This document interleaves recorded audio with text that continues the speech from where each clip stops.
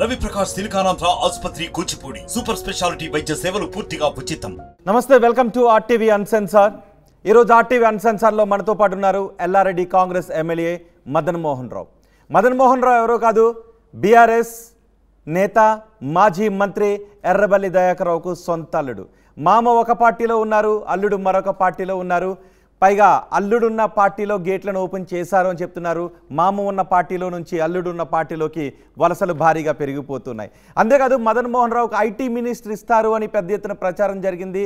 ఆ తర్వాత ఆయన ఆ రేసులో నుంచి వైదొలిగారు. ప్రస్తుతం తెలంగాణ రాష్ట్రంలో ఉన్న రాజకీయ పరిస్థితులు, పరిణామాలు అన్నిటిపైన ఎమ్మెల్యే మదన్ మోహన్ రావుతో మనం మాట్లాడదాం. మదన్ మోహన్ రావు గారు నమస్తే. నమస్తే రోహిత్, ఎలా ఉన్నారు? బాగున్నా. నా ఫస్ట్ క్వశ్చన్, మీ సొంత మామ, మీకు అమ్మాయినిచ్చిన మామ ఒక పార్టీలో ఉన్నారు, మీరు ఒక పార్టీలో ఉన్నారు, కొంచెం ఏమైనా ఇబ్బంది కలుగుతుందా? ఏమి ఇబ్బంది లేదు. ఎందుకంటే ఐడియాలజీగా నేను మొదటి నుంచి ఆమె సెల్ఫ్ మేడ్ మ్యాన్.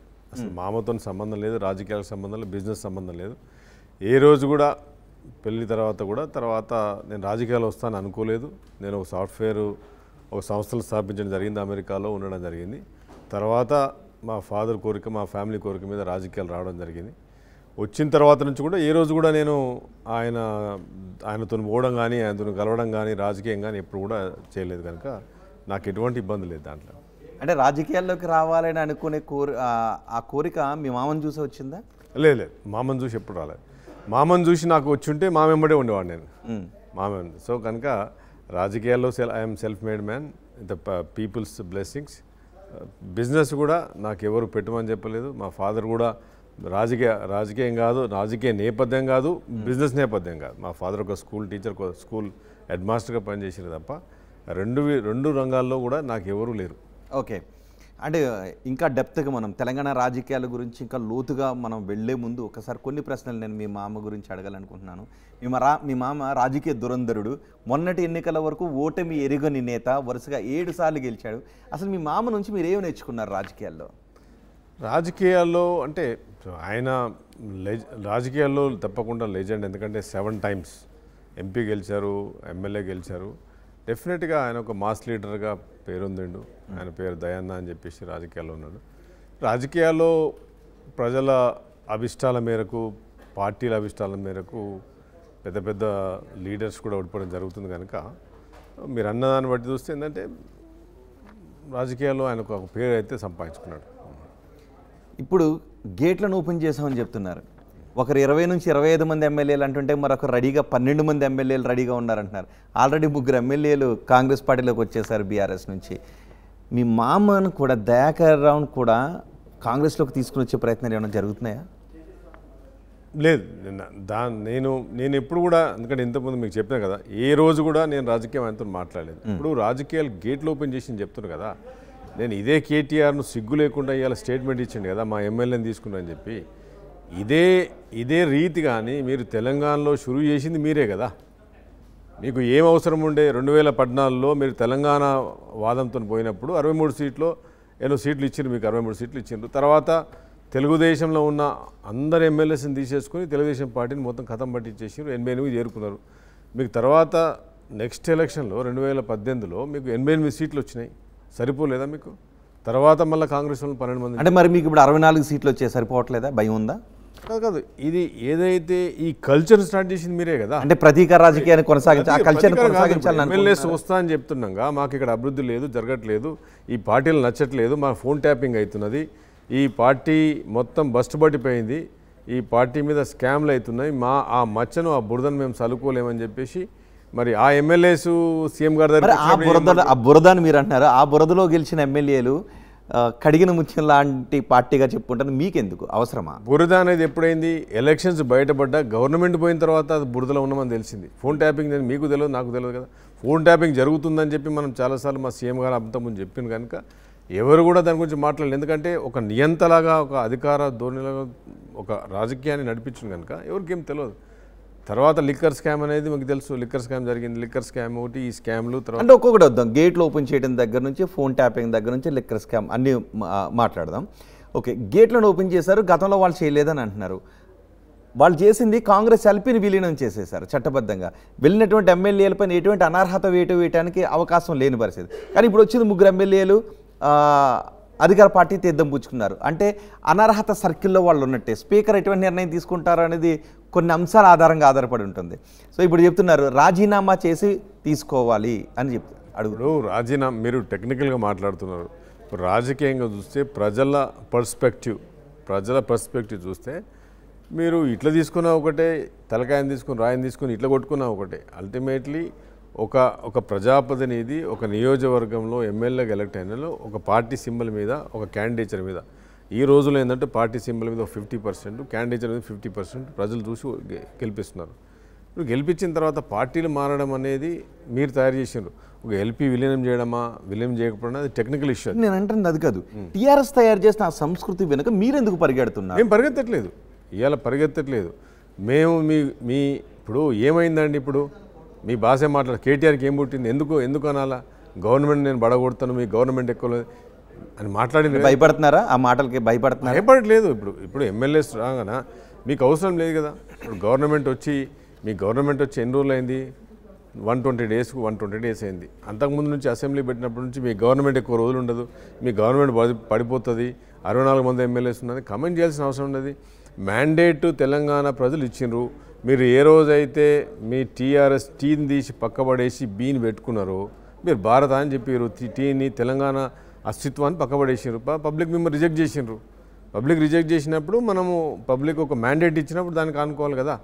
అయినా గెలిచినా కానీ అసెంబ్లీలో నేను కూడా అసెంబ్లీ ఎమ్మెల్యేను కదా, నేను ఎల్లారెడ్డి నియోజకవర్గం నుంచి నేను ఎమ్మెల్యేను, అసెంబ్లీలో నేను కూర్చున్నా కదా. కేటీఆర్ మాటలు మాట్లాడేది ఏం భాష ఉండదు. ఇప్పుడు ఎమ్మెల్యేస్ వస్తామన్నప్పుడు మా సీఎం గారు కానీ మా పార్టీ కానీ వెల్కమ్ చేస్తుంది తప్ప గేట్లు ఓపెన్ చేసినట్టు ఇప్పుడు ప్రతి నియోజకవర్గంలో నా నియోజకవర్గంలో మొత్తం టీఆర్ఎస్ ప్రతి లీడర్ వచ్చేస్తున్నారు. మేమేం రమ్మనట్లేదు, వాళ్ళు వచ్చేస్తున్నారు. ఎందుకంటే ఈ పార్టీలో మేము ఉన్నాం, ఈ పార్టీ ఖతం అయిపోయింది, కారు యాక్సిడెంట్ అయిపోయింది, కారు షెడ్కి పోయింది, ఇంకా కారు ఇనుప సామాన్లు కూడా వనికి అనేది మా కాన్స్టిట్యూన్సీలో చెప్తున్నారు నాకు. మా కార్యకర్తలు వచ్చి చెప్తున్నారు నాకు. కానీ నిజంగా కారుకి అలాంటి పరిస్థితి ఉంటుందా? ఏ పార్టీకైనా ఒక 10 ఏళ్ళు పరిపాలించిన తర్వాత సహజంగా ప్రజా వ్యతిరేక రావచ్చు, వెళ్ళిపోతున్న ఎమ్మెల్యేలను వెళ్ళిపోనివ్వండి, నూతన కేటర్ను సిద్ధం చేసుకుంటామని చెప్తున్నారు. సో అప్పుడు కాంగ్రెస్ నుంచి ఎమ్మెల్యేలు వెళ్ళింది మొత్తం ఎల్పీని అంతటిని కూడా, కాంగ్రెస్ ఎల్పీని అంతా విలీనం చేస్తారు దాంట్లో. కానీ ఇప్పుడు అలాంటి ప్రక్రియ జరగట్లేదు కదా. ఇప్పుడు వరకు జరిగింది చట్టవిరుద్ధంగా జరిగిందని చెప్తున్నారు, నైతికానికి వ్యతిరేకంగా జరిగిందని చెప్తున్నారు. ఎక్కడ జరిగింది? ఇంకా ఉన్నారు కదా, ఇంకా ఎమ్మెల్యేస్ మా సీఎం గారు అంటున్నారు కదా, మొన్న ఇంకా లైన్లో చాలా మంది ఎమ్మెల్యేస్ ఉన్నారని చెప్తున్నారు కదా. ఉన్నారా? 20 నుంచి 25 మంది ఎమ్మెల్యేలు ఉన్నారా అంటున్నారు కదా. ఇప్పుడు పార్టీ ఆఫీస్ నుంచి వస్తుంది కదా. ఇప్పుడు మీరు ఒక మాట అన్నారు, కారుకి ఎందుకు అయింది? ప్రతి పార్టీకి 10 సంవత్సరాల తర్వాత పునర్విభజన జరుగుతుంది, రీస్ట్రక్చరింగ్ జరుగుతుంది, ఐడియాలజీని రీస్ట్రక్చరింగ్ చేసుకుంటారు ప్రజలు మ్యాండేట్ చేసినప్పుడు. కానీ మీరు కారు విషయం చూడండి, ఏదైతే ఒక మూలాన్ని నమ్ముకొని తెలంగాణను అమ్ముకొని తెలంగాణ సేల్ చేసి మీరు అధికారంలోకి వచ్చిండ్రు. మరి అధికారంలోకి వచ్చిన తర్వాత అదే తెలంగాణ అవసరం లేదని చెప్పేసి మళ్ళీ మీరు భారతకు పోయినరు. మీరు చూడండి ఎంత మార్పిడి చేసుకున్నారు. ఇప్పుడు ఏ పార్టీ అయినా, ఇప్పుడు టీడీపీ అయినా, కాంగ్రెస్ అయినా, బీజేపీ, ఎనీ పార్టీ ఎన్నికల్లో గెలుస్తుంది, ఎన్నికల్లో ఓటమి జరుగుతుంది. అయినప్పుడు 10 సంవత్సరాలు కాంగ్రెస్ పార్టీకి రాలేదు, మళ్ళీ మేము వర్క్ చేసినాము, తర్వాత రీస్ట్రక్చర్ చేసుకున్న తర్వాత కాంగ్రెస్ పార్టీకి ఇచ్చిండ్రు. కానీ ఏ రోజు కూడా కాంగ్రెస్ ఐడియాలజీ మేము చేంజ్ చేయలేదే. మీరు మూలాన్ని చేంజ్ చేసినా ఇలా మీకు గతి పట్టింది. ఇలా మీకు ఫోన్ ట్యాపింగ్లు జరిగింది. ఫోన్ ట్యాపింగ్లో కేటీఆర్ ఏమంటాడు, ఒక 2-3 ఫోన్లు మాట్లాడితే ఏమవుతుంది అంటాడు.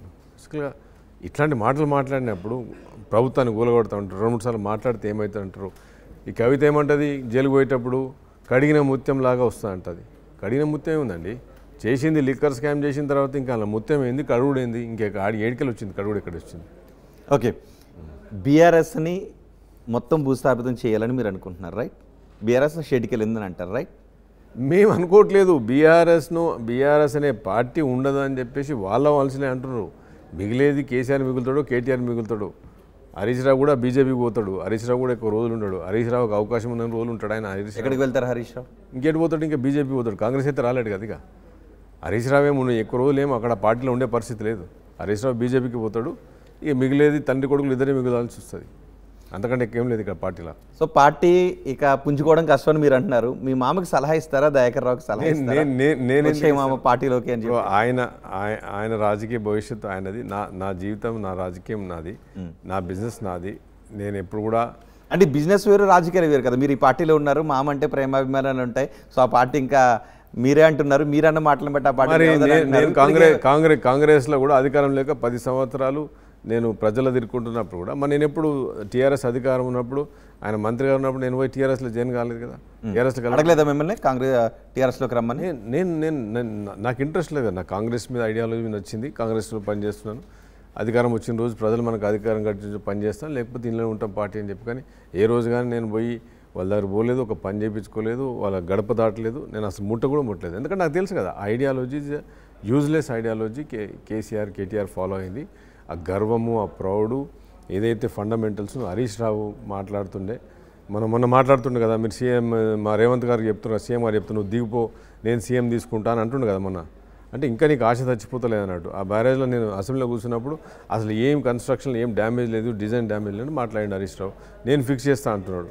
మరి నీకు సీఎం కావాలని నాకు నువ్వు దిగిపో అంటున్నాడు. అంటే నేను అనేది ఏంటంటే వాళ్ళు చేసుకున్న పాపంలో వాళ్ళు పడ్డరు అంతే అని చెప్తున్నాను, అంతకంటే ఎక్కువ. అంటే ఓకే, వాళ్ళు చేసుకున్న పాపంలో వాళ్ళు పడ్డారు, అందుకే 39 స్థానాలకు పరిమితం అయ్యారని చెప్తున్నారు. కానీ మీకు మెజార్టీ ఉన్నప్పుడు, అంటే ఒక స్ట్రైట్ క్వశ్చన్, దానికి మళ్ళీ మీరు వాళ్ళు చేశారు కదని అనకుండా, మీకు 64 స్థానాలు మెజార్టీ ఉన్నప్పుడు, ఫుల్ మ్యాండేట్ ఉన్నప్పుడు బీఆర్ఎస్ ఎమ్మెల్యేలు అవసరమా అంటే అది కూడా అంటున్నారు. కొంతమంది పైన మీ పార్టీలోకి వచ్చిన కొంతమంది పైన కొన్ని ఆరోపణలు ఉన్నాయి, వాటన్నిటినీ ఎటువంటి విచారణ జరగకుండా కాపాడుకోవడం కోసం కొంతమంది మీ పార్టీలోకి వస్తున్నారు అని అంటున్నారు. ఆరోపణ అనేది ఇప్పుడు ఏ పార్టీకి పోయినా ఆరోపణ ఉంటుంది, అడ్డిపోతుంది. మా పార్టీకి ఇప్పుడు వేరే పార్టీకి పోవడంగానే మొత్తం కంప్లీట్ క్లీన్ అయిపోయి ప్రజల్లో ఏం రాదు కదా. ఆరోపణ అనేది ఒకసారి స్కామ్ వచ్చినప్పుడు స్కామ్ లైఫ్ లాంగ్ స్కామ్ ఉంటుంది. ఒకసారి నిజంగా మీరు తప్పు చేస్తే ఓకే అధికారాన్ని కాపాడడానికి మా దగ్గరికి వచ్చిండ్రు అనేది జనరల్గా టాక్ నడుస్తూ ఉన్నది. అంటే మీ 64 మంది ఎమ్మెల్యేలు కొంతమంది మంత్రులు మాతో టచ్లో ఉన్నారు అని బీజేపీ నేతలు అంటున్నారు. మొన్న 5 మంత్రులు మాతో టచ్లో ఉన్నారు అని ఒక బీజేపీ నేత చెప్పారు. అందులో కొంతమంది పేర్లు కూడా చెప్పారు. కోమటిరెడ్డి వెంకటరెడ్డి మాతో టచ్లో ఉన్నారు అని పేరు చెప్పారు, మిగతా పేర్లు చెప్పలేదు. ఇలా ఎవరైనా బీజేపీతో టచ్లో ఉన్నారు, ప్రభుత్వానికి కొంచెం ఇబ్బందులు సృష్టిస్తారని డౌట్ ఏమైనా ఉందా? అందుకే బీఆర్ఎస్ నేతల్ని పార్టీలోకి తెచ్చుకుంటున్నారు. ఇప్పుడు బీజేపీ వాళ్ళు మాట్లాడేది, వాళ్ళు ఉన్నది 8 అసెంబ్లీ స్థానాలని, వాళ్ళకే సరిగ్గా లేదు ఇప్పుడు పరిస్థితి. ఇప్పుడు ఆయన ఎవరో ఎమ్మెల్యే మాట్లాడినంత మహేశ్వర్ రెడ్డి ఆయన మాట్లాడినంత కోమారెడ్డి ఎందుకు టచ్లు ఉంటాడు? ఇప్పుడు ఒక మంత్రిగా ఆయన 5 సార్లు 4 సార్లు ఎమ్మెల్యే గెలిచిండు, నల్గొండ నుంచి ఒకసారి ఎంపీ గెలిచిండు. ఆయన కోమారెడ్డి వెంకరెడ్డి గారు ఇప్పుడు ఆయనకు ఒక రాజకీయ మాస్ లీడర్. ఆయనకి ఏం పట్టిందని మళ్ళీ తర్వాత బీజేపీతో టచ్లో ఉండడానికి క్యాబినెట్లో ఉన్నాడు, క్యాబినెట్ మినిస్టర్ పొజిషన్లో ఉన్నాడు. ఆల్రెడీ 50,000 మెజార్టీతో గెలిచిన తర్వాత ఏదో మాట్లాడాలని మనం మాట్లాడితే తప్ప, ఒకటి మీరు అడిగిన దానికి సమాధానం ఏం చెప్తున్నారంటే, మీరు మరి 64కు మీకు నమ్మకం లేదా అంటే, నమ్మకం కంటే ఎక్కువ ఆ నాయకులు. ఇప్పుడు రేవంత్ రెడ్డి గారు సీఎంగా ఉన్నప్పుడు 90 రోజులు ప్రజాపాలన చేసిండు, పరిపాలన చేసిండు. తర్వాత ఇప్పుడు ఎలక్షన్స్ వచ్చినాయి, రాజకీయం చేస్తున్నాడు. మళ్ళీ తర్వాత ఎలక్షన్ కోడ్ అయిపోతుంది, ఎలక్షన్ కమిషన్ తర్వాత మళ్ళీ బ్యాక్ టు ప్రజా పరిపాలన. సో ఇప్పుడు ఎన్నికలు కాబట్టి 100% చేయాలి. ఇప్పుడు రాజకీయ పార్టీ మాదేమో ఏదో వాలంటరీ ఆర్గనైజేషన్ కాదు కదా, కాంగ్రెస్ పార్టీ రాజకీయ పార్టీ. రాజకీయం చేసినప్పుడు ఇప్పుడు ఎలక్షన్స్ వచ్చినాయి కనుక ఎలక్షన్ కూడా రాజకీయం చేయాల్సి వస్తుంది. రాజకీయం అంటే ఇతర పార్టీలో ఉన్న నేతలను ఈ పార్టీలోకి తీసుకొచ్చేయటమేనా? ఇతర పార్టీలో గెలిచిన నేతలను, ఇతర పార్టీలు గెలిచినామంటే బలవంతంగా కేసులు పెట్టో దబాయించి మనం పిలుస్తలేము కదా. కొందరు ఎమ్మెల్యేలు మేము వస్తాం ఈ పార్టీలు జాయిన్ అవుతాం, ఎందుకంటే ఇక్కడ అన్ని ఇప్పుడు మొన్న కడియం సీని మాట్లాడుతున్నాడు, ఇక్కడ ఫోన్ ట్యాపింగ్ అయింది, స్కామ్లు అయినాయి, నాకేం తెలియలేదు, నాకు ఎంత డిప్యూటీ సీఎంగా పనిచేసినా, నేను సీనియర్ లీడర్గా ఉన్నా, నాకేం తెలియలేదు, ఇప్పుడు జరిగిందని చెప్పి ఆయన మాట్లాడుతుండే. ఇట్లా వాళ్ళకి ఏంటంటే కొందరు వాళ్ళు ఫీల్ అయ్యి మీ పార్టీలోకి వస్తామని చెప్పి మా సీఎం గారిని కలిసినప్పుడు, మా దీపాదాబి నుంచి కలిసినప్పుడు ఆటోమేటిక్గా రాజకీయంగా ఇప్పుడు మనం చేయాల్సింది ఎలక్షన్లు చేయాల్సింది కనుక జరుగుతుంది తప్ప, మీకు అంతకుముందు రోజు మీకు ఎలక్షన్స్ 90 రోజుల ముందు ఎక్కడ ఏ ఎమ్మెల్యేని జాయిన్ చేసుకోలేదు. ఎమ్మెల్యేస్ వచ్చి కలిసిపోయినారు సీఎం గారిని వచ్చి కలిసిపోయింది తప్ప ఏ ఎమ్మెల్యే కూడా కన్వేయలేదు కదా. ఓకే, ఫోన్ ట్యాపింగ్ అంశం కదా. ఫోన్ ట్యాపింగ్ అంశంలో కూడా మీ మామ ఎర్రబెల్లి దయాకర్ పేరు కూడా వినిపించింది. ఆయన ఖండించారు, ఏ ఎంక్వైరీ అయినా చేసుకుంటున్నారు. అంతేకాదు ఎన్నికలకు ముందు రేవంత్ రెడ్డి ఎర్రబెల్లి దయాకర్ రావు చాలా భూ ఆక్రమణలకు పాల్పడ్డారని. ఇప్పుడు ముఖ్యమంత్రి రేవంత్ రెడ్డి ఉన్నారు, రేపు ఫోన్ ట్యాపింగ్ ఆరోపణల్లో మళ్ళీ మీ మామ ఎర్రబెల్లి దయాకర్ పేరు వచ్చినా ఇంకేదైనా పేరు వచ్చినా మీరు కాపాడే ప్రయత్నం ఏమైనా చేస్తారా? నేను కాపాడే, ఇప్పుడు ఆయనే చెప్తున్నాను కదా, మీ ఆర్టీవీ ఇంటర్వ్యూ నేను చూసిండే, ఒక స్క్రిప్ట్ చూసిండే, ఆయన క్లారిటీగా చెప్తుండే ఏమైనా దర్యాప్తు చేసుకోండి, దానికి నేను సిద్ధంగా ఉన్నాను ఆయన మాట్లాడినప్పుడు. అఫ్కోర్స్ లైక్ ఇప్పుడు ఒకసారి ఫోన్ ట్యాపింగ్ స్టార్ట్ అయినప్పుడు, దర్యాప్తు స్టార్ట్ అయినప్పుడు ఆగదు కదా, దానిలో ఉన్న వాళ్ళందరూ బయటకు వచ్చేస్తారు కదా. మీ స్టూడియోలో చెప్పారు కనుక నేను కాపాడాల్సిన అవసరం ఏమున్నది? ఆయన ఓపెన్గా చెప్తున్నాడు కదా, కాపాడాల్సింది ఏం లేదు కనుక. అంటే అందరూ వరంగల్కి చెందిన పోలీస్ ఆఫీసర్సే ఉన్నారు, అందులో కొంతమంది దయాకర్ రావుకు అత్యంత సన్నిహితులుగా ఉన్నవాళ్ళు కూడా ఉన్నారని చెప్తున్నారు. పైగా ఫోన్ ట్యాపింగ్ అంశంలో ఇప్పుడు కొంతమంది రాజకీయ నాయకుల పేర్లు కూడా బయటకు వస్తున్నాయి. ఒక ఎమ్మెల్సీ పేరు వస్తే ఆయన రియాక్ట్ కూడా అయ్యారు. నాకు సంబంధం లేదు, నా గెస్ట్ హౌస్లో ఎటువంటివి జరగలేదు, నేను నా పేరుతో కనుక వార్తలు ప్రచారం చేస్తే నేను కేసు వేయడానికి కూడా సిద్ధంగా ఉన్నాను. కానీ రాజకీయ నాయకుల తలలు కూడా చుట్టిన అవకాశాలు ఉన్నాయని అంటున్నారు. ఇప్పుడు నేనేమంటాను అంటే జరిగితే 100% ఈరోజు ఫోన్ ట్యాపింగ్ అనేది ఇట్స్ క్రైమ్. యూఎస్లో అయితే బొక్కల పడేస్టోళ్ళు ఇప్పటివరకు. It's big crime. అమెరికాలో అయితే ప్రైవసీని బ్రేక్ చేయడం అనేది big crime. 100% I will not accept it. ఎందుకంటే you have no right to vision somebody's privacy. You cannot take it. You cannot touch somebody's privacy. ప్రజాస్వామ్య దేశంలో ఎట్లా ఇంటర్వ్యూ తప్పది, 100% తప్పు. ఇదంతా ఈ దుర్మార్గమైన పని, ఈ దరిద్రమైన పని చేసింది కేసీఆర్, కేటీఆర్ వీళ్ళే కదా. కానీ కేటీఆర్ అంటున్నారు కదా, అసలు ఫోన్ ట్యాపింగ్ అనేది ఒక కావాలని చేస్తున్న ఆరోపణ, ఎన్నికలకు ముందు మమ్మల్ని అస్థిరపరచడానికి, ఆత్మస్థైర్యానికి ఎడర్లో దెబ్బతీయడానికి చేస్తున్న ఒక కుట్ర అని అంటున్నారు. కుట్ర అన్నప్పుడు దాన్ని ప్రూవ్ చేసుకోవాలి కదా. ఇప్పుడు కుట్ర అన్నప్పుడు ఆ ఫోన్ బ్యాంకింగ్, ఆ డేటా బ్యాంకింగ్ అన్నీ దొరికినాయి కదా. అన్నీ మొత్తం టోటల్ ఏదో మనం ఫోన్ ట్యాపింగ్ చేయలేదని ఆయనే ఒక మాట ఒక మీడియాలో ఒకసారి అన్నాడు కదా, ఏముంటుంది ఒక 2-3 ఫోన్లు ఇంటి ఏముంటుంది అని అన్నాడు కదా, మాట అన్నాడు కదా. ఎవరైనా నేరస్తులకు సంబంధించి పోలీసులు ఒక 2-3 ఫోన్ కాన్వర్సేషన్ వింటే తప్పేంటి? నేరాలకు సంబంధించి నేరస్తులకు కూడా వినాలంటే కూడా అప్రూవల్ కావాలి. అది ఈవెన్ నేరస్తులకు కూడా వినాలంటే కూడా you have to take a permission from the కోర్టులో పర్మిషన్ ఉన్నప్పుడు మీ ట్రెస్ పాసింగ్ అంటాం కదా, మీ ఇంటికి రావాలంటే మీకు నోటీస్ ఉండాలి. You cannot come, any police officer cannot come somebody's privacy తీసుకోలేరు కదా. నేను ఫోన్లో మాట్లాడుతున్నప్పుడు అది నా ప్రైవసీ, నా బౌండరీ, నా బార్డర్ లైన్, అది నా బార్డర్ లైన్ నువ్వు రావాలన్నప్పుడు court is the highest authority in this country. Court నుంచి పర్మిషన్ తీసుకోవాలని నోటీస్ చూపించాలా. అప్పుడు నేరాలు కూడా వినొచ్చు, తప్పలేదు. అది క్రైమ్ గురించి పోలీసులకి దే హ్యావ్ రైట్. బట్ అప్పుడు కూడా జ్యుడిషియల్గా మీరు అప్రూవల్ తీసుకోవాల్సి వస్తుంది. ఏమీ లేదు ఇష్టం ఉన్నట్టు చేస్తా. ఎక్కడైనా రండి, ఇప్పుడు అన్నీ బయటకు వస్తున్నాయి కదా, మొత్తం మీరే చూస్తున్నారు. ఏం బయటకు వస్తాయి? ఎలాంటి సంచలనాలు ఇందులో చోటు చేసుకునే అవకాశం ఉందా? ఇప్పటివరకు పోలీసు అధికారులు అరెస్ట్ అయ్యారు.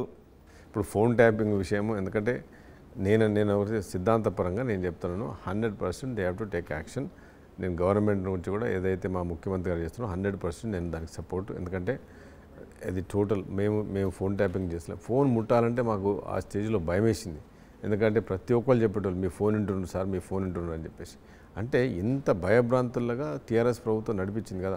ఒక ప్రతినిధిగా ఉండాలన్నా బిజినెస్ పీపుల్ కూడా అందరి ఫోన్లు ట్యాప్ చేసిరు అనేది అప్పుడు చెప్తా ఉండే. కానీ ఎవరికి గ్యారంటీ లేదు కదా ఏం జరుగుతుంది. ఎందుకంటే మనం గవర్నమెంట్లో లేం కదా. గవర్నమెంట్ ఉన్న రోజులు అన్నీ కాపాడుకుంటూ వచ్చారు. గవర్నమెంట్ బయటకు రాగానే స్టార్ట్ చేయింది కదా. ఇప్పుడు వాళ్ళకి ఏంటంటే వాళ్ళు ఏమనుకున్నారు, వాళ్ళు ఈరోజు తండ్రి కొడుకులు, వాళ్ళు బావబామరులకు వాళ్ళకి జీవితంలో అనుకోలేదు గవర్నమెంట్ పోతుందని. కనుక వాళ్ళు దే హ్యావ్ నాట్ ప్రిపేర్డ్. ఇక వాళ్ళు బతుకున్న రోజులు వాళ్ళే తెలంగాణ చేస్తామనుకున్నారు, కానీ దే అన్ఎక్స్పెక్టెడ్గా they have lost their elections. అంతే కదా, ఎలక్షన్స్ ఓడిపోవడం వల్ల ఇవన్నీ బయటకు వచ్చినాయి. నేను అనేది ఏంటంటే ఎలక్షన్స్ ఓడిపోకపోతే ఇవన్నీ బయటకు రాకపోతే మళ్ళీ కంటిన్యూ వాళ్ళ సామ్రాజ్యం కంటిన్యూ అవుతుండే. ఏం జరుగుతుంది? ఎవరు ఇందులో అరెస్ట్ అయ్యే అవకాశం ఉంటుందని అనుకుంటున్నారు? ఏ స్థాయి వాళ్ళు అరెస్ట్ అయ్యే అవకాశం? రోహిత్, అరెస్ట్ అంటే 100% ఎవడైనా ఎంత పెద్దోడైనా అరెస్ట్ కావాల్సిందే. ఎందుకంటే ఇఫ్ దే ఇన్వాల్వ్, ఇప్పుడు ఫోన్ ట్యాపింగ్ చేపిస్తే మాత్రం నేను 100% సపోర్ట్ చేస్తాను. ఎందుకంటే వాళ్ళు అరెస్ట్ కావాల్సిందే, కానీ విత్ ప్రూఫ్స్. వాళ్ళు ఇన్వాల్వ్ అయ్యిందంటే పక్కా 100% అరెస్ట్ కావాల్సిందే. అరెస్ట్ కూడా అవుతారు ఎవరికైనా. ఇప్పుడు అంటుండే కదా మా సీఎం గారు అన్నారు కదా, అందరినీ ఎలక్షన్ల తర్వాత ఈ ఫోన్ ట్యాపింగ్లు ఎవరైతే ఉన్నారో వాళ్ళందరికీ కూడా శిక్ష ఏదైతే చట్టం ప్రకారం పోతుందని మాట్లాడింది కదా. రైట్. సో ఫోన్ ట్యాపింగ్ అంశాన్ని మాత్రం చాలా సీరియస్గా తీసుకున్నామని చెప్తున్నారు. ఓకే, ఏంటి లోక్సభ ఎన్నికలకు ఎలా ప్రిపేర్ అవుతున్నారు? లోక్సభ ఎన్నికలు ఏంది, ఇప్పుడు మేమైతే నా కాన్స్టిట్యున్సీలో అయితే బ్రహ్మాండంగా 5-6 వేల మంది కార్యకర్తలతో కమిటీస్ చేసుకున్నాము. మాకు లోక్సభ అభ్యర్థిగా సురేష్ షెట్కర్ ఉన్నారు కాంగ్రెస్ నుంచి, మరి హైదరాబాద్ నుంచి బీజేపీ నుంచి బిజినెస్ పార్టీలు ఉన్నారు. ఓకే. సో ఇంకొక మాట కూడా వినిపిస్తుంది, ఆల్రెడీ రాష్ట్రంలో ఆర్ ట్యాక్స్, బీ ట్యాక్స్ వసూలు చేస్తున్నారు అని ఆరోపిస్తున్నారు. ఆర్ ట్యాక్స్ అంటే కొన్ని చెప్పారు, బీ ట్యాక్స్ అంటే ఇంకొక మంత్రి పేరు చెప్తున్నారు. జరుగుతుందా ఆర్ ట్యాక్స్, బీ ట్యాక్స్? అది ఏదో ఇప్పుడు కాంగ్రెస్ మీద హైకమాండ్కు ఆర్ ట్యాక్స్ పంపుతారు, బీ ట్యాక్స్ అని ఆ బీజేపీకి పనికిరాని ఆరోపణలు చేస్తున్నారు. అదంతా ఏం లేదు. ఇప్పుడు మా దగ్గర బీజేపీ ఇప్పుడు ఉన్నాడు కదా, మొన్నటిదాకా 10 సంవత్సరాలు బిజినెస్ పాటిల్ ఆయన ఎంపీగా ఉన్నాడు. నా మీద అంతకుముందు 3,000తో గెలిచిండు. అయిపోయిందా? కారు రేస్ ఉన్నప్పుడు ఎక్కిండు, కారు యాక్సిడెంట్ కాగానే దిగిండు, కారు దిగిండు. ఇప్పుడు బీజేపీలో జాయిన్ అయ్యిండు. బీజేపీలో జాయిన్ అయ్యి ఒకరోజు కాన్స్టిట్యున్సీ రాలేదు, ఒక గ్రామానికి నీళ్ళు వేయలేదు, ఒక గ్రామానికి ఒక స్కూల్ బడి కట్టలేదు, ఒక రోడ్ వేయలేదు, ఒక డ్రైనేజ్ కట్టలేదు, ఏమీ చేయలేదు. ఒక మనిషిని కలవలేదు 10 సంవత్సరాల్లో. ఉన్న 50 కోట్లు వాపసు తీసుకుపోయాడు. ఇవాళ వచ్చి బీజేపీలో జాయిన్ అయ్యిండు. మళ్ళీ బీజేపీ ఎంపీగా మళ్ళీ జైరాబాద్ నుంచి పడుతున్నాడు. అంటే బీబీ పాటిల్ బీజేపీలో చేరడాన్ని మీరు తప్పు పడుతున్నారా? బీబీ పాటిల్ కాదు, ఆయన పేరు బిజినెస్ పాటిల్. రాజకీయం చేసుకోవడానికి, బిజినెస్ చేసుకోవడానికి వచ్చిన పాటిల్. మీరు కూడా బిజినెస్లు చేస్తున్నారుగా? 100% బిజినెస్లు చేస్తున్నాను. నేను బిజినెస్ చేసి నేను పొద్దున్న లేసే ప్రజలు ఉంటున్నాను. కరోనా టైంలో నా బిజినెస్లు అన్నీ వదుకొని 10 సంవత్సరాలు ప్రజలు తిరుగుతున్నాను. మీరు చూడండి, ఏం చేశారు మీరు ప్రజలకు? నేను నా అంత కరోనా టైంలో హైయెస్ట్ 8 అంబులెన్స్లు కొని, ఆక్సిజన్ సిలిండర్లు పెట్టి, భోజనాలు పెట్టించి, కరోనా టైంలో 3 years నేను ప్రతి విలేజ్కు శానిటైజేషన్ చెప్పించి, సోడియం హైపోక్లోరైడ్ జైరాబాద్ పార్లమెంట్లో ఒక గల్లీ కూడా వదలలేదు, ఒక తాండా కూడా వదలలేదు. ఇలా ఒక MYF అనే సంస్థను స్టార్ట్ చేసి, మదన్ మోహన్ యూత్ ఫోర్స్ అని చేసి, ఆ రోజు 250 మంది మండలానికి పెట్టి ప్రతి ఇంటికి హోమ్ డెలివరీ చేయించిన ఆక్సిజన్ సిలిండర్స్. సుమారు 250 ఆక్సిజన్ సిలిండర్లు 50,000 ఒకటి కనిపించినాను. సుమారు 30 నుంచి 40 కోట్ల రూపాయలు ఖర్చు పెట్టి ఆ రోజు నేను కరోనా సొంత డబ్బులు ఖర్చు పెట్టి 40 కోట్లు. ఒక్కసారి మీ గుండెల మీద చేసుకుంటారా మదన్ మోహన్ రావు గారు? ఒక్కసారి గుండెల మీద చేసుకోండి. మీరు ఏదైతే సేవా కార్యక్రమాలు చేశానని చెప్తున్నారో, రైట్, సొంత డబ్బులు ఇన్ని కోట్లు ఖర్చు పెట్టానని చెప్తున్నారు, అది రాజకీయంగా ఉపయోగపడుతుందన్న ఉద్దేశంతో కాదు, కేవలం ప్రజల మీద ఉన్న ప్రేమతోనే చేశానని చెప్పగలుగుతారా? 100%. కరోనా టైంలో ఆ రోజు నేను 3,000తో ఓడిపోయిన తర్వాత కూడా, ఆ రోజు కరోనా వచ్చిన తర్వాత నాకు కూడా అర్థం కాలేదు. 1 week లాక్డౌన్ తర్వాత నేను అమెరికాలో ఒక ఫ్రెండ్తో మాట్లాడితే సోడియం హైపోక్లోరైడ్ అని ఉంది. ఆ రోజు ఎవరికి ఏమవుతుందో ఏం జరుగుతుందో తెలియని పరిస్థితి. ఆ రోజు ఎవరికి ఏమవుతుందో తెలియదు. అట్టి పరిస్థితిలో నేను సోడియం క్లోరైడ్ హైపోక్లోరైడ్ తీసుకొని ట్రాక్టర్స్ పెట్టి ప్రతి ఊరుకు శానిటైజ్ చేయించిన. నేను ఆ రోజు చచ్చిపోతా అని చెప్పి కూడా తెలిసింది కూడా. వైఫ్ మా ఇంట్లో ఫ్యామిలీస్ వద్దంటే కూడా, ఎందుకంటే ఆ రోజు ఎవడికి రోగం వస్తే, ఎవడు ఐసీయూలో పోతాడు, ఎవడు ఆక్సిజన్ పోతాడు, ఎవడు పోతుండో, ఎవడు బతుకుతుండో తెలియని రోజులు ఆ రోజులో మీరు చూడండి, నా వీడియోలు చూడండి, నా వీడియోస్ చూడండి. పోనీ రాజకీయం మీరు అంటున్నారు కదా, 30 కోట్ల గురించి మీరు రాజకీయం వేసినట్టు కదా, నా ప్రాణానికంటే అంతకంటే ఎక్కువ ఏం లేదు కదా. బికాస్ నేను చచ్చిపోతే ఇంకా అంత అవసరం లేదు కదా, ఇంకా రాజకీయం అవసరం లేదు కదా. ఓకే, ఎన్నికలకు ముందు మీరు మీ నియోజకవర్గానికి సంబంధించి చాలా హామీలు ఇచ్చారు కదా. ఈ 100 రోజుల్లో మీరు మీ నియోజకవర్గానికి ఏం చేశారు? ఆ ఎన్నికల్లో గెలిచిన తర్వాత మళ్ళీ మీ బిజినెస్లు చూసుకుంటున్నారా? కనీసం నియోజకవర్గ వైపు చూసారా? నా అంత నియోజకవర్గంలో పనిచేసిన వాళ్ళు, నాకు మొట్టమొదటిగా నా నియోజకవర్గంలో చాలా పేద కాన్స్టిట్యున్సీ, వాటర్ లేక చచ్చిపోతున్నారు. మిషన్ భగీరథ చాలా తాండాలు, గాంధార్ మండలంలో చాలా తాండాలు ఉన్నాయి, చాలా గ్రామాలు. ఇలా సుమారు 240 బోర్లు కొట్టించిన. ఎందుకంటే హెల్త్ ఏ ప్రాబ్లం ఉన్నా నేను అక్కడే ఉంటున్నా. ఎందుకంటే ఈరోజు మిషన్ భగీరథ పనిచేస్తలేదు, వాటర్ రాక ఊర్లలో పోయి, చెరువులలో పోయి నీళ్ళు తెచ్చుకుంటున్నారు బిందెలలో. ఆ పరిస్థితి ఉంది దగ్గర.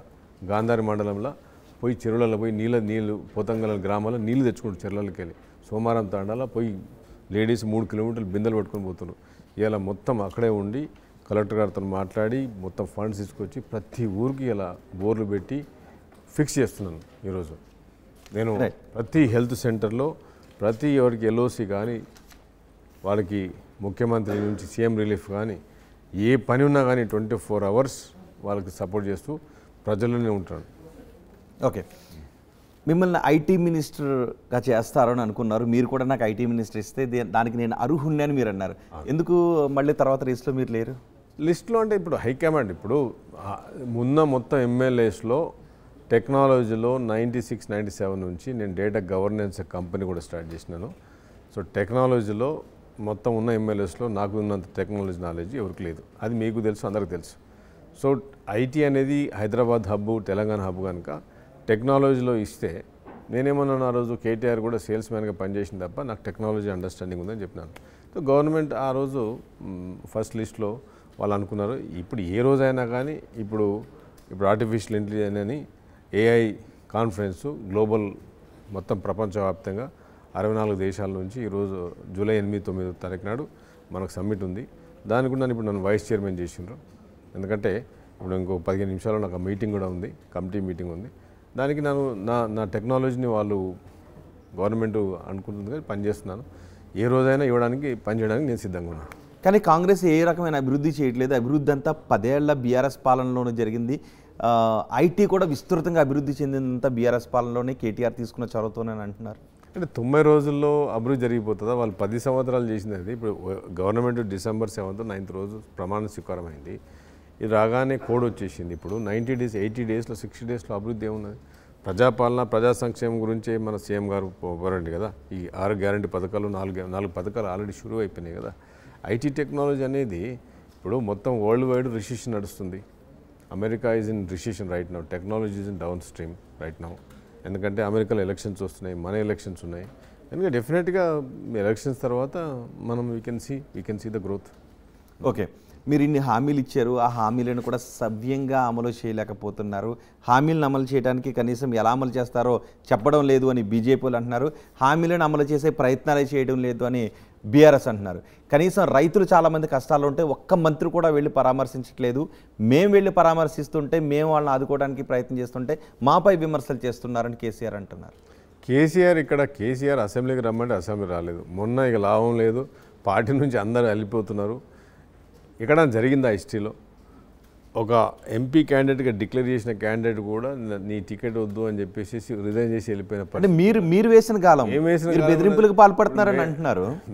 కాంగ్రెస్ బెదిరింపు పాల్పడితే ఇప్పుడు ఆయన కడియం సేరి ఎప్పుడో 35 ఏళ్ళ నుంచి మంత్రులుగా చేసిండు. ఆయన ఎమ్మెల్యే గెలిచినాక ఆయనకేం భయపెట్టేది. ఆయన నిన్న కూడా చెప్తున్నాడు కదా టీవీ. కడియం శ్రీహరి స్వార్థం చూసుకున్నాడు బీఆర్ఎస్ నాయకులు అంటారు. వాళ్ళందరూ కడియం శ్రీహరి స్వార్థం చూసుకున్నారా? ఆయన ఏమంటున్నాడు? ఆ ఫోన్ ట్యాపింగ్లో ఆ దరిద్రం నాకు తెలియదు. నా 34 ఏళ్ళ రాజకీయ జీవితంలో ఒక మచ్చ లేదు. 2 సార్లు ఇరిగేషన్ మినిస్టర్ చేసినాను, ఎడ్యుకేషన్ మినిస్టర్ చేసినాను, నాకు మచ్చ లేదు. అట్లాంటి పార్టీలో నేను ఉండలేను అని చెప్పి ఆయన అంటున్నాడు. అంటే ఎవరు పార్టీలోని పదవులు అనుభవించారు, కుమార్తెకు ఎంపీ టికెట్ కూడా ఇచ్చారు. గతంలో రేవంత్ రెడ్డి మాటలనే చూసుకుంటే పార్టీ మారే వాళ్ళని రాళ్ళు ఇచ్చుని కొట్టండి అని రేవంత్ రెడ్డి లాంటి కొన్ని వ్యాఖ్యలు కూడా చేశారు. ఇప్పుడు మళ్ళీ అదే నాయకులు ఇక్కడ తీసుకొస్తుంటే ఎటువంటి సంకేతం ఇస్తున్నాడు? తీసుకొస్తుందంటే అప్పుడేమో బలవంతంగా డబ్బులు ఇచ్చి ఫోర్స్ చేసిరు. ఈ రోజేమో పార్టీని మేము ఉండలేము ఈ పార్టీలు అని చెప్పి వదిలేస్తున్నారు. అప్పుడు కూడా అలాగే వెళ్ళారు. ఎక్కడ వెళ్ళిండ్రు? ఇప్పుడు నా దగ్గరే జాజాల సుందర్ అనేది అంతకుముందు నాకన్నా ఇప్పుడు ఎమ్మెల్యే, అంతకంత ముందు ఆయన ఎమ్మెల్యే ఉండే. నా ఎలక్షన్స్ ముందు 5 రోజుల ముందు వెళ్ళిపోయాడు. 30 కోట్ల రూపాయలు తీసుకుని వెళ్ళిపోయాడు. సాక్షి ఉందా దానికి? సాక్షి ఉంది, ప్రతి ఒక్కరు మాట్లాడుతుండే. మరి ఇప్పుడు ఆల్రెడీ మీరు తీసుకున్న 3 ఎమ్మెల్యేలకి ఎన్ని కోట్ల రూపాయలు ఇచ్చారు? టచ్ లో ఉన్న 20 నుంచి 25 మంది ఎమ్మెల్యేలకి ఎన్ని కోట్ల రూపాయలు ఇవ్వడానికి? సాక్ష్యం అంటే ఒక మనిషి 2 చెప్తారు, 3 చెప్తారు, చుట్టుపక్కల వాళ్ళు కూడా చెప్తారు కదా. నీకు సడన్ గా ఫార్చునర్ కార్లు ఎడికి వస్తాయి, సడన్ గా నీ భూములు ఎడికలు వస్తాయి, సడన్ నువ్వు ఎడికలు వస్తావు. ఏం బిజినెస్ చేసినామని సంపాదిస్తాను చెప్పండి. ఆ రోజు వీళ్ళు చేసిన కల్చర్ వీళ్ళు తయారు చేసిందే. ఈ రాష్ట్రాన్ని నాశనం చేసిరు, విధ్వంసం సృష్టించారు, మొత్తం ఖతం చేసి రాజకీయంలో. ఇవాళ ఎమ్మెల్యే నిలబడాలన్నా ఈరోజు ఏది పోయినా కానీ ఇలా నార్మల్ కామన్ వ్యక్తి నిలబడే పరిస్థితి లేకుండా కేసీఆర్ చేసిండు. ఆయన ఎందుకు మిమ్మల్ని అడుగుతున్నాను, 2018లో 88 సీట్లు వచ్చినాయి ఆయనకు. 88 సీట్లు అంటే మీకు 60 సీట్లకే మీరు గవర్నమెంట్ ఫామ్ చేస్తారు తెలంగాణలో. మీకు 88 సీట్లు వచ్చిన తర్వాత మీకు అవసరం ఏమున్నదని అడుగుతున్నాను. ఎందుకు తీసుకున్నారు మీరు? ఆ రోజు కాంగ్రెస్ పార్టీ వస్తా అంటే నాకు వద్దు అని చెప్పాల్సింది కదా. నువ్వు జాతిపితావు కదా, బాపు కదా, తెలంగాణ. 2014లోను 2018లో కూడా చట్టబద్ధంగానే తీసుకున్నాం. కాంగ్రెస్ ఎల్పీని బీఆర్ఎస్లో టీఆర్ఎస్లో విలీనం చేశారని. కానీ ఇక్కడ అలాంటిది కనిపించట్లేదు. చట్టబద్ధంగా ఎక్కడ రోహిత్? మొత్తం గుంజుకున్న తర్వాత నేను సీల్ చేసేసి లాక్ చేసి నేను చట్టబద్ధం అంటే ఇంకేమున్నది? అంటే 2/3 ఎమ్మెల్యేలు వెళ్ళిపోతే వర్తించదు కదా. వర్తించదు, అదే కదా వాళ్ళు అదే జరిగింది. అదే చేసిండ్రు వాళ్ళు, జరగలేదు. బీఆర్ఎస్ విషయంలో అది కాదు, చాలా డిఫరెన్స్ ఉన్నది. చేసిండ్రు వాళ్ళు, జరగలేదు. అదే యాదృచ్ఛికంగా జరగలేదు, ఆర్టిఫిషియల్గా వీళ్ళు క్రియేట్ చేసిండ్రు. అది న్యాచురల్ ప్రాసెస్లో పోలేదు, ఆర్గానిక్ ప్రాసెస్లో పోలేదు, ఇన్ఆర్గానిక్ ప్రాసెస్లో జరిగింది. అది ఆర్గానిక్ న్యాచురల్ ప్రాసెస్లో వాళ్ళు వస్తే అది డిఫరెంట్. అది వాళ్ళ క్రియేట్ చేసిండ్రు, ఆర్టిఫిషియల్ క్రియేట్ చేసేసి ఓకే మాకు విలీనం చేస్తే మాకు టెక్నికల్గా అవుతుందని చెప్పేసి క్లోజ్ చేసిండ్రు కదా. సో ఇప్పుడు వస్తున్నటువంటి నేతలు అలా కాదా? లేదు. ఇప్పుడు మీరు అట్లా అంటే మేము కూడా అందరిని బెదిరించేసేసి 15 మంది 20 మందిని పెట్టేసి వాళ్ళకి డబ్బులు ఇచ్చేసేసి ఇప్పటివరకు కంప్లీట్ క్లోజ్ చేసేవాళ్ళం కదా. మీరు అదే బెదిరింపులకు పాల్పడుతున్నారంటే కదా. మల్లారెడ్డి నిర్మాణాలన్నింటినీ కూల్చుతున్నారు. మల్లారెడ్డి నిర్మాణాలు అక్కడ ఆయన ఇల్లీగల్గా అన్ని కన్స్ట్రక్షన్ చేసుకున్నాడు, ఆయన మొత్తం టోటల్ చేసుకున్నాడు అని చెప్పి ప్రూఫింగ్ ఉన్నప్పుడు అది నిజంగా ఇల్లీగల్ లేకపోతే ఆయన కోర్టుకు పోవచ్చు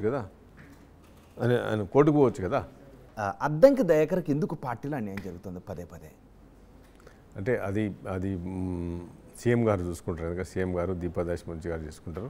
ఎందుకంటే డెఫినెట్గా ఆయనకున్న టాలెంట్కు ఆయనకున్న కాంబినేషన్లో డెఫినెట్గా వస్తుంది. డెఫినెట్గా కాంగ్రెస్ పార్టీలో ఏ రోజైనా కానీ అన్యాయం జరగదు. ఏదో విధంగా ఇప్పుడు మాలాంటి మేము ఎమ్మెల్యే పనిచేసుకుంటూ వచ్చినాం, ఈరోజు ఎమ్మెల్యేలు అయినాం కదా, తప్పకుండా ఆయనకు దొరుకుతుంది. కానీ అద్దంకి దగ్గర మొదటి నుంచి కాంగ్రెస్ నమ్ముకుని ఉన్నారు, కనీసం కంటోన్మెంట్ సీట్ అని ఇస్తారని అనుకుంటే బీజేపీ నుంచి తెచ్చుకున్న నేతగా టికెట్ అంటే ఏదో ఇంక పెద్ద జరగబోతుంది ఆయనకు, ఈ సంథింగ్ ఈజ్ మిస్సింగ్ అంటే ఏదో పెద్దది డెఫినెట్గా కాంగ్రెస్ హైకమాండ్ ఇవ్వబోతుంది ఆయనకి. రైట్. ఫైనల్గా ఈ లోక్సభ ఎన్నికల్లో ఎన్ని స్థానాలను కాంగ్రెస్ గెలవబోతోంది? బీజేపీకి కాంగ్రెస్కి పోటీ ఉంటుందా? బీజేపీకి బీఆర్ఎస్కి పోటీ ఉంటుందా? బీఆర్ఎస్కి కాంగ్రెస్కి? కొద్ది ప్రాంతాల్లో బీఆర్ఎస్కి ఉంది, కానీ మేజర్ పోటీ బీజేపీకి కాంగ్రెస్కి ఉంటుంది. కనుక హైయెస్ట్ సీట్స్ కాంగ్రెస్ పార్టీ గెలవబోతుంది. బీఆర్ఎస్ పార్టీ థర్డ్ పొజిషన్లో ఉండబోతుంది. 0 or 1, అది కూడా 1 కూడా లేదు. బీఆర్ఎస్ పార్టీ 0 పొజిషన్లో, యాజ్ ఆఫ్ టుడే 0 పొజిషన్లో ఉంది. కనుక బీఆర్ఎస్ మోస్ట్లీ అన్ని కాన్స్టిట్యున్సీలో బీజేపీ వర్సెస్ కాంగ్రెస్ నడుస్తూ ఉంది. కొన్ని ప్రాంతాలు కొన్ని కాన్స్టిట్యున్సీలో కొద్ది ఎమ్మెల్యేలు ఉన్న ప్రాంతంలో అక్కడ మాత్రం బీఆర్ఎస్ కనిపిస్తుంది. కానీ ఈ మధ్యన ఈ ఫోన్ ట్యాపింగ్ దీనివల్ల చాలా వీక్ అయిపోతుంది పార్టీ. బీఆర్ఎస్ వీక్ అవుతుందా? ఫైనల్గా ఎర్రబెల్లి దయాకర్ రావుని, మీ మామగారిని ఫోన్ ట్యాపింగ్లో ఇరికించే ప్రయత్నం జరుగుతుందని ఏమన్నా అనుకుంటున్నారా? నేనేమనుకోలేదు, ఎందుకంటే ఆయన కూడా మొన్న స్టేట్మెంట్ ఇచ్చిండు కదా, నేను దీనిలో ఇన్వాల్వ్ కాలేదు, మీరు ఏ దర్యాప్తుకైనా సిద్ధం అని చెప్పిండు కదా. సో డెఫినెట్గా ఐ థింక్ మీ టీవీలో చెప్పినట్టు, ఆ టీవీలో చెప్పినట్టు. Right. Thank you very much Madan Mohan గారు. ఆర్టీవీ స్టూడియోకి అందుబాటులోకి వచ్చి తెలంగాణలో తాజా రాజకీయ పరిణామాలు, పరిస్థితులపై చాలా విషయాలు మాట్లాడినందుకు. ఇవి ఎల్లారెడ్డి ఎమ్మెల్యే మదన్ మోహన్ రావుతో ఆర్టీవీ అన్సెన్సర్ విశేషాలు. తాజా సమాచారం కోసం చూస్తూనే ఉండండి ఆర్టీవీ. మరిన్ని వీడియోస్ కోసం ఛానల్ ని సబ్స్క్రైబ్ చేయండి, లేటెస్ట్ అప్డేట్స్ కోసం వాట్సాప్ ఛానల్ ని ఫాలో చేయండి, అండ్ లింక్ డిస్క్రిప్షన్ లో ఉంది.